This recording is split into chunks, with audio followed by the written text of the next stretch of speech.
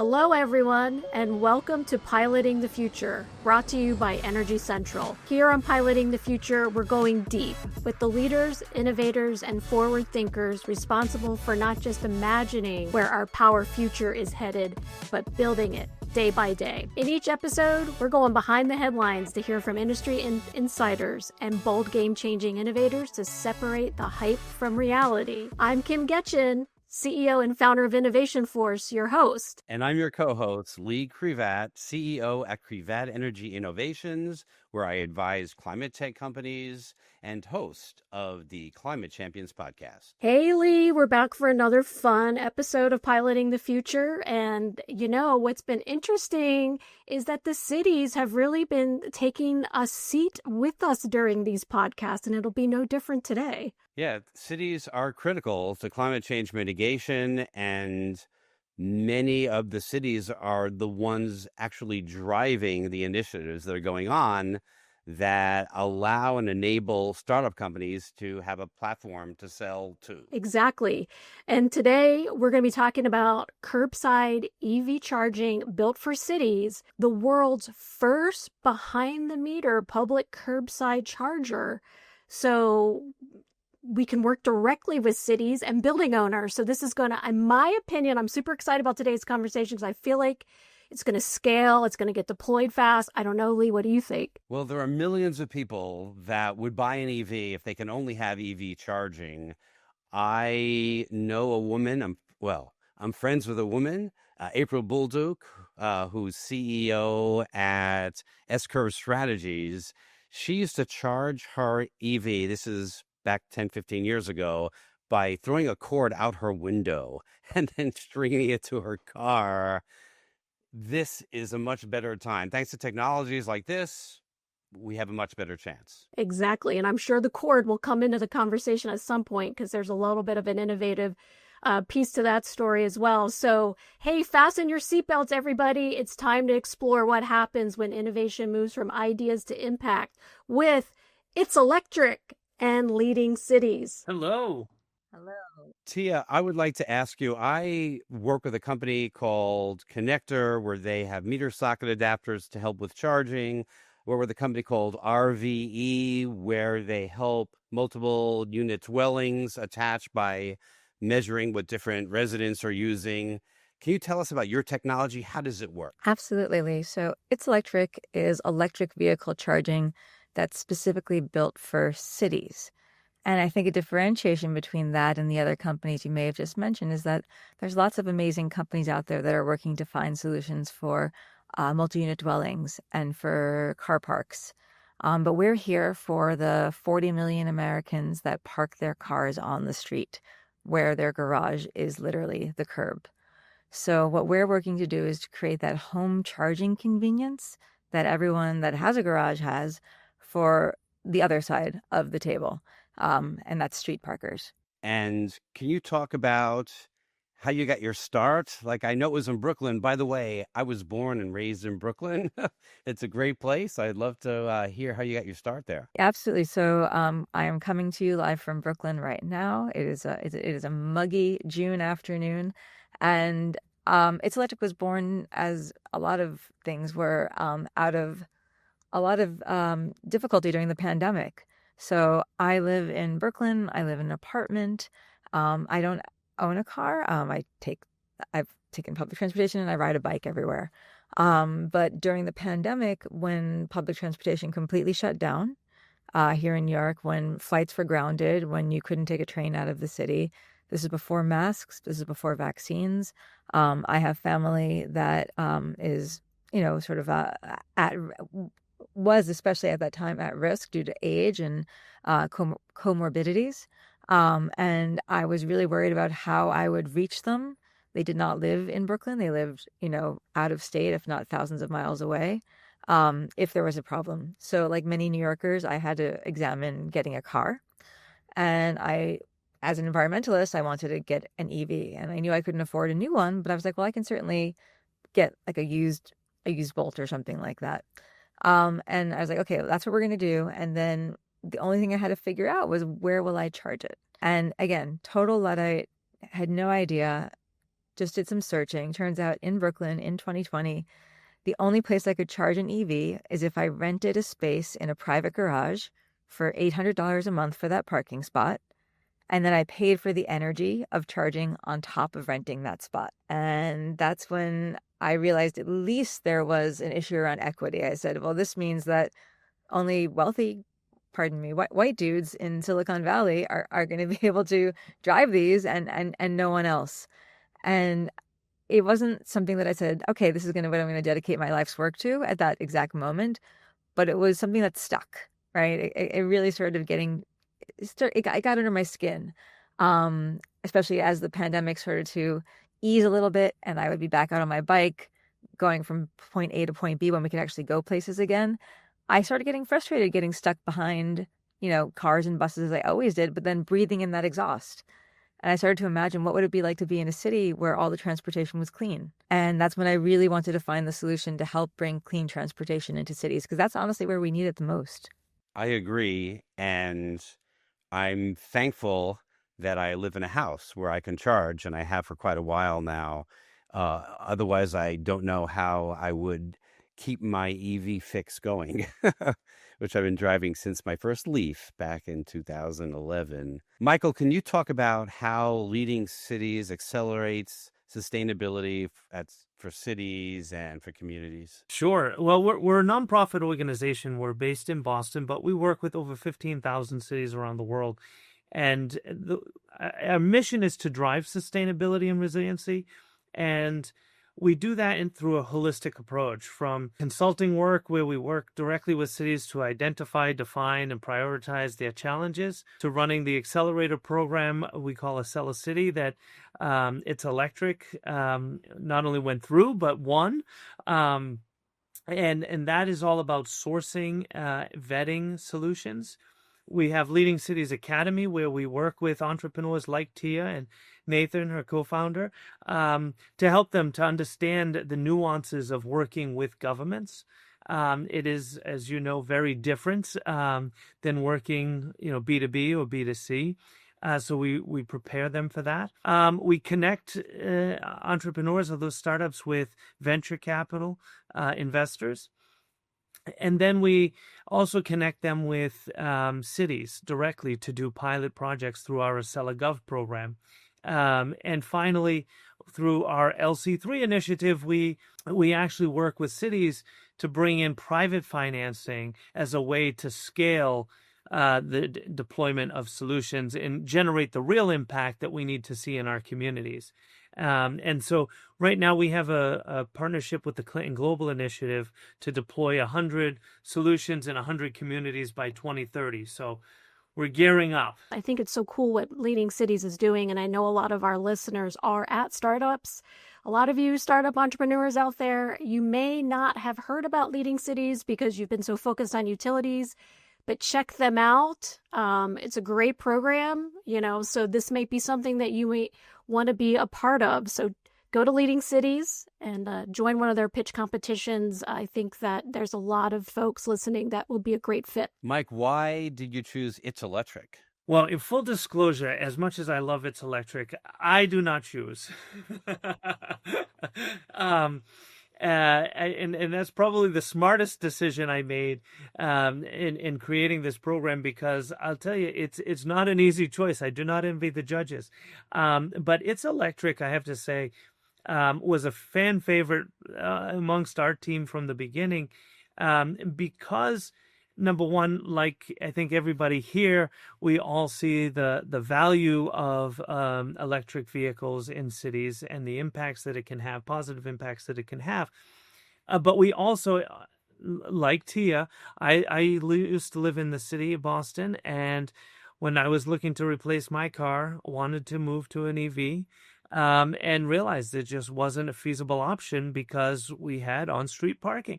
And so it was a personal interest of mine, maybe selfishly, to see It's Electric not only succeed through our program, but to succeed in the city of Boston, to succeed in cities around the world. I think for us in general, coming back to your question, Lee, we look at three things in particular. One is, how innovative is the solution? The second is how viable is the solution? And the third, and perhaps most important, is how much potential impact can that solution generate? But then there's also the factor of the entrepreneurs themselves, right? Like the leaders of the organization are a huge determinant of success or failure. Not the only determinant, but a huge factor. And both Tiya and Nathan are unbelievable. I mean, it's their passion, it's their genuine approach to partnership and engagement. It's their the clarity of their vision that I think makes It's Electric, not only the solution itself so important and valuable and impactful, but the quality of the leadership of the team also that makes the potential impact that much more realistic. So the electric nature of the leadership makes It's Electric electric. Exactly. Electrifying. Exactly. Tiya, can you talk about challenges that you've had to get over in order to be successful? Yeah, I'm gonna just dovetail off of Michael right here, because our idea is I'm not sure we spent more than a few seconds on it before, so let me just kind of go a little bit deeper. So we're not only putting chargers in cities, because that's obviously been done in the EU and the UK and in Norway, we're doing it in a very special way. What we do is we avoid all of the logjams that happen when you're doing direct utility connections. So in cities like New York or Boston or LA or San Francisco, when people want to put in public electric vehicle chargers, they have to call up the utility and say, hey, I need to pull power from the main utility. This is high voltage. You have to make something called an inter-utility connection agreement. This usually takes 12 to 18 months to execute. And what that means is you're going, like in a city like New York, you're calling Con Ed up. You're trenching 5 to 7 feet deep into the street. You're connecting to that main utility. You have to put in a transformer to down convert that power. You then have to pull that power over to the curb, install your hardware. And so you can see how this is very time consuming, and you can see how this is very expensive. And disruptive, if I might add. And scalable, yeah. And unscalable. And this is why our infrastructure is moving at such a snail's pace, especially in cities where you have that density, where it's not easy to just like bring a backhoe in, right? Where you do see chargers in cities is places where it's not convenient to charge overnight. Walmart parking lots, for example, or Trader Joe's parking lots. It's very easy to bring a backhoe into a parking lot and to just dig up a corner of that parking lot. But that's where you have space. We don't have space in cities, So what we do instead of doing all of that work with the utilities, we realize that there's power already available at the right level everywhere in existing infrastructure. But instead of that infrastructure being a utility pole, it's a building. So quick snapshot. New York City has 50 public curbside EV chargers. London has almost 6,000. The reason for that is that the accessory feed in London, the power that goes to its lampposts and its streetlights, is all 220 or 240. So they can very easily retrofit their existing street furniture into an EV charger. But in the United States, with the exception of LA, all of our street furniture is much lower voltage. It's 110 or 120, which means that, again, you're back on the phone with the utility saying, I need more power. I need to bring in more power. I need a substation upgrade. And you're back in the back of the queue and you're in line. So what we said, well, guess what, everyone? Buildings have all the power ready to go. And most buildings have spare capacity, meaning they have extra spots available on their panel. And that's why it's so easy for you to put that charger in your garage. So what we're doing is we're just plugging our charger, which sits on the curb, and we're running a small conduit below the sidewalk, and we're powering it from the spare capacity in the building that's right next to it. And then to incentivize that building to let us do this, we then revenue share back to them. So to answer your question, Lee, sorry, it's very long-winded, apologies. What are the biggest challenges we face? It's when people say, well, that's such a simple idea. Obviously, it doesn't work. And it's validation from leading cities and people like Mike who said, actually, this could work. and we just need to see it be given a chance to succeed. Tia, if I may jump in there, the process you just talked about, like to tap into a building's electric, bring it out to the curb, install the charger, replace the curb, it can be as quick as 3 days. 2 days, Mike. 2 days, 2 days. even faster.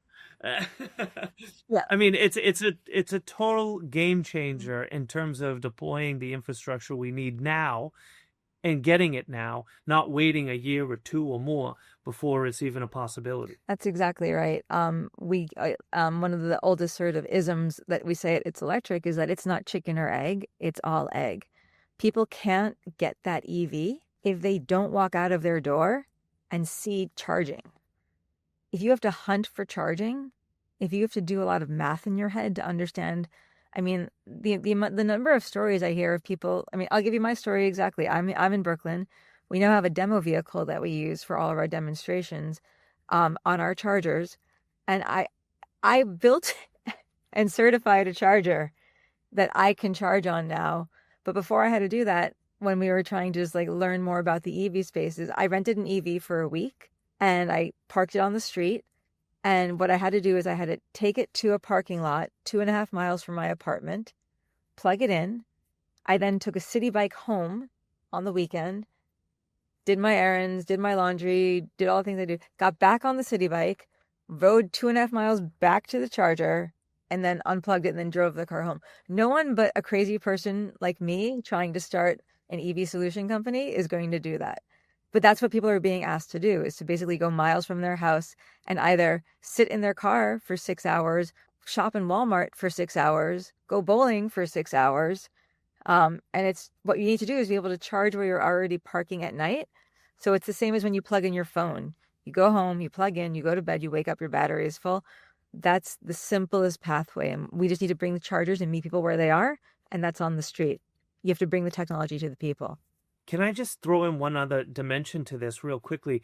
And this was at the launch of the very first It's Electric EV charging deployment, which was in Roslindale, a neighborhood in Boston. But one of the neighbors came over during that ceremony and was explaining that, like you, Lee, they had a Leaf. I don't know if it was in 2011, but early on, and he was talking about how it used to be so easy to find an available charger. You didn't think about it. You just went up to it, plugged in, and never thought about it. He said, now behavior is changing in the way we want it. More people are adopting electric vehicles. But from his perspective, he was like, look, I want more people to drive EVs.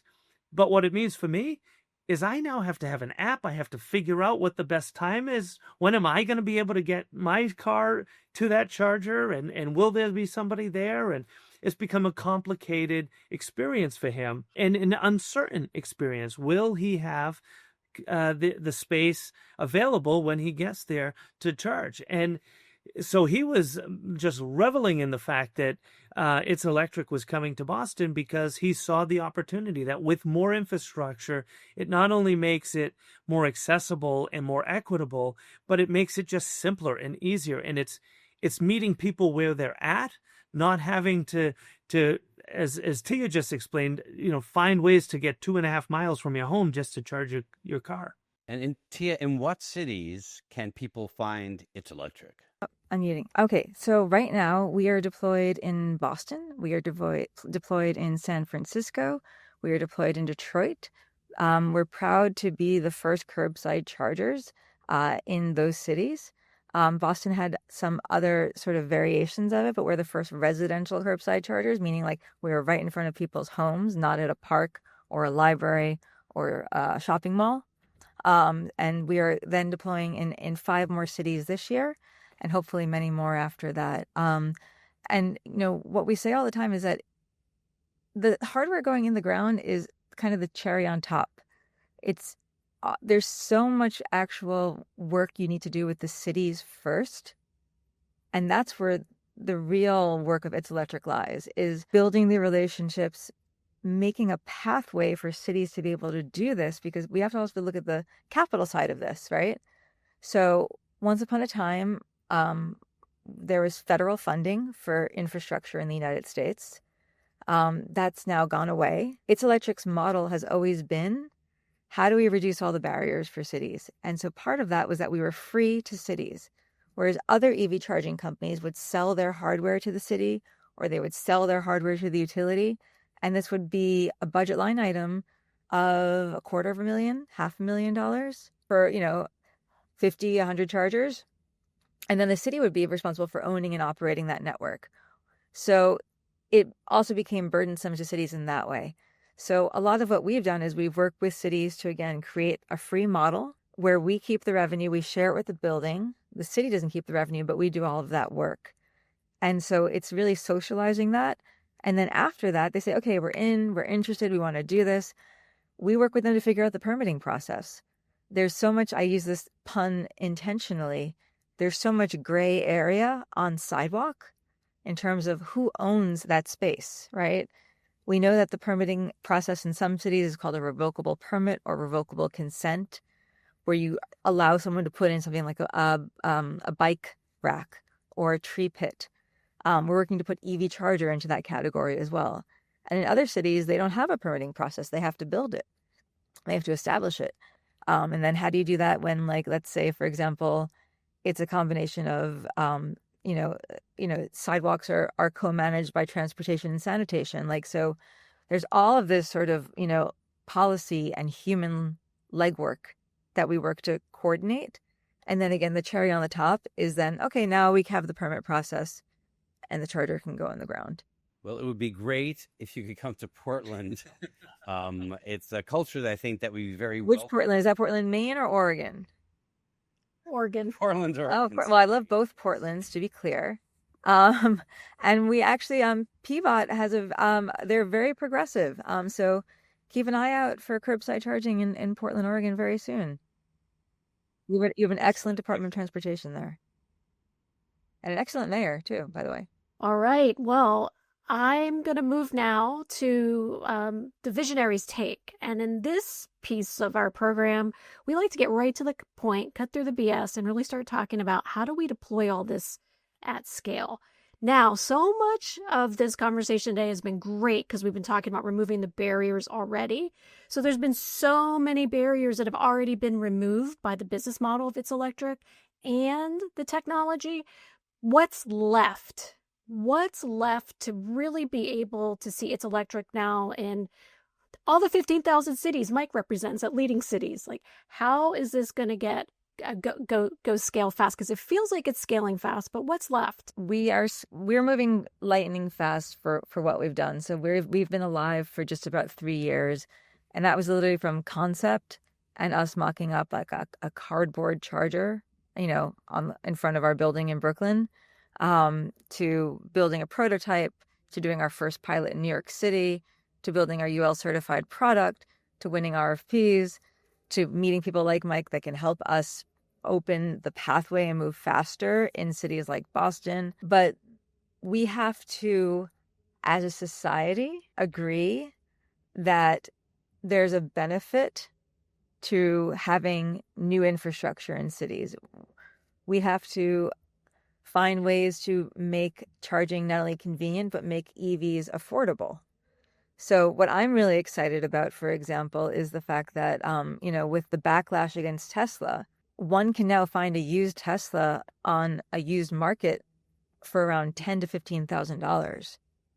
So I think there is a really unintended consequence of those actions, which is opening up the EV market to a secondary demographic in terms of economics. So what we need to do to really scale is obviously we need to increase EV ownership. But again, it's not chicken or egg, it's egg. We've got to put those chargers in first. So we need to bring cities in to work with us.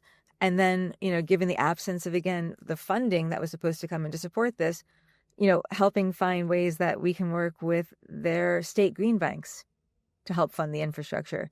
So really building it through public-private partnerships that allow for us to be very bespoke to that city's needs. And that's what we can do. Like, we've built a platform that's incredibly flexible. We can work with the cities to say, do you want to charge by the hour? Do you want to charge by the kilowatt hour? Do we want to have loitering fees? Do we want to have it be free charging during certain daytime hours?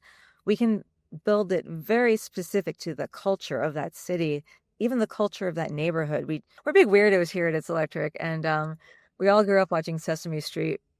And we always say, we sing the song, "These are the chargers in your neighborhood," right? We want to be that hyper local charging solution that's just for that neighborhood and just the right flavor for that neighborhood. And then if you go a few neighborhoods over, we'll be just the right flavor. I mean, the unit's the same, the model is the same, but we can change things around pricing. We can change things around loitering, all the things that we need to do to make it work for those communities. In handshake and in collaboration with the city. If I can add to that, I think that from a city perspective, one of the big changes and shifts that I would like to see is that more city leaders be open to this. I mean, I think that it can be, and Tia, I'm just assuming this, but all too often you can get someone who thinks they already know what It's Electric is because it's a curbside charging station, and they don't take the time to understand how different and innovative this particular solution is. And so they have this preconceived notion that it's going to take up a lot of space on the sidewalk, that there's going to be a cable. We haven't even talked about the innovation piece of, okay. But the cable's going to get in the way. And then even residents who don't have EV, like to think that they own a parking spot and that if a charging station comes in, that it's going to somehow take away something from them. Like it's thinking. I understand it. I'm empathetic to it, but it has to shift. We have to understand that there's a bigger purpose, a bigger value, and everybody benefits from it. So that's a shift that, I mean, because of what I said earlier about both Nathan and Tia and their team, I mean, just the passion and the vision that they have and the way they're executing it in cities, and one city doing it, another one city following it. One thing I say about my organization all the time is that despite its name, the truth is cities hate to lead and they love to follow. And so that's right. And so by already securing as many cities as It's Electric has and building that infrastructure in their communities, it's a sign for other cities to come forward and to see that thinking shift. And I think that's when, to your question, that's when we really can start to see scale happening. Right. And we should add in, I think, because I didn't hear we skirted around it, but let's talk about the maintenance piece of this. I'd love to hear a little bit more how you've basically taken a barrier and turned it into an enabler or maybe a technology innovation. Absolutely. Yeah. So as many of you have seen or experienced in public chargers, there's a reliability issue, and you come to a charger and it's broken, or the cable is broken, or the cable is just downright missing because someone has cut it off for the copper. So what we do at It's Electric is we have obviously the technology, which is the hardware, which connects to the buildings, but we're also the only model in the United States to offer a detachable cable, meaning when the driver is plugged in, they plug the cable from their car to the charger. It plugs on both ends, and then it locks while the car is charging. When the session is over, the driver unplugs both ends and puts the entire small cable that fits in a tote bag back into their vehicle. This is not weird. It's just European. It's how it already works in the EU. It's how it works in the UK. Everyone uses detachable cables over there. And we are the first company to bring it to the US. So it's just an easier way. Think about it when you go to the airport. You put your phone in your pocket and you throw your charger in your backpack, and then you just need to find a socket. You have the cable with you. Imagine if you didn't do that at an airport and you were forced to basically search for like that one phone charging stand at like a Hudson bookseller, but then you get there and they only have like the Android cable and you have an iPhone and it's all covered in like Robitussin or, mayonnaise. Like that is the equivalent of EV charging without detachable cables. Like you have an unreliable network there's a lack of compatibility. So we're really excited to have detachable cables here in the US. And the way that works is that you sign that when we're in your neighborhood, you download the app, you request the cable. We verify that you live in that neighborhood. We verify that you drive an EV, and we send you the cable free of charge. It lives in your car. It is your cable. and you're responsible for it. So we just try and take one step out of the process to make it a very seamless way of charging for everyone. Again, just like what are the problems and how do we solve them? That's our bread and butter every single day. And just for people who are following here, that to give a visual, I mean, I think it's a really sleek piece of equipment, essentially. It's not a giant station that some of us might be thinking of. You think of a Tesla supercharger or whatever. Like, no, this is Tiya, forgive me for making this comparison, but just for people to visualize, it's like, I don't know, it's about 4 feet high or so, but it's a metallic, looks like a fence post, a simple, it's I think 7 by 7 or so, but it's just a post essentially. You would walk by it a million times and not notice, not getting in the way. You're not tripping over that cable. It's just something so simple, and I think that's one of the pieces of the brilliance of It's Electric is so much of this is about simplicity. It's the simplicity in terms of the installation. It's the simplicity in terms of use. It's the simplicity in terms of design and aesthetics. And it just makes, maybe Tiya, to your point earlier, maybe it sounds too good to be true, but it's real. It's happening, and others need to be doing it. Other cities need to be following suit. And it really solves one of the big problems, which is maintenance of these units. Hey, we're going to head to the rapid fire round. So 30 seconds, really quick. What's something about EVs that nobody talks about? I mean, maybe some people do talk about that, but imagine living in a quiet city without emissions. And Mike, what are other changes that you think in the next decade cities will see? There need to be a lot of them.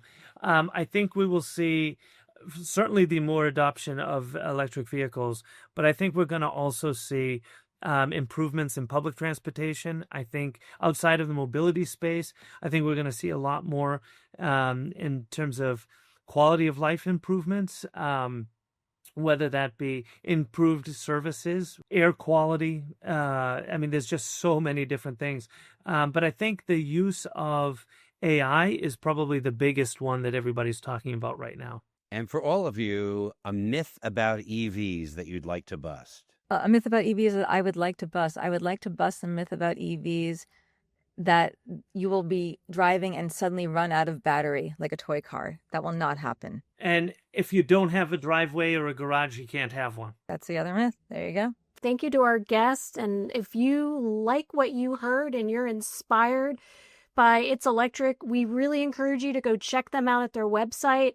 And please, please, please, if you're an entrepreneur, visit leading cities. They've got your back. This is another great avenue for you. If you're selling to utilities, think about a model where you could also be deploying in cities. And you're always welcome to check out these amazing innovations in our Innovation Works hangar. I'd be remiss if I said that It's Electric is not in there. They're in there, okay? And pretty soon we're going to be seeing a lot more utilities and cities in there soon. So visit innovationforce.io if you'd like to learn more about that. Lee? And go innovate. And go innovate. I think it's time we can fasten our seatbelts and come in for a landing on this one. Go innovate and boogie, woogie, woogie. Thank you guys so much. This was awesome. Thank you. Yes.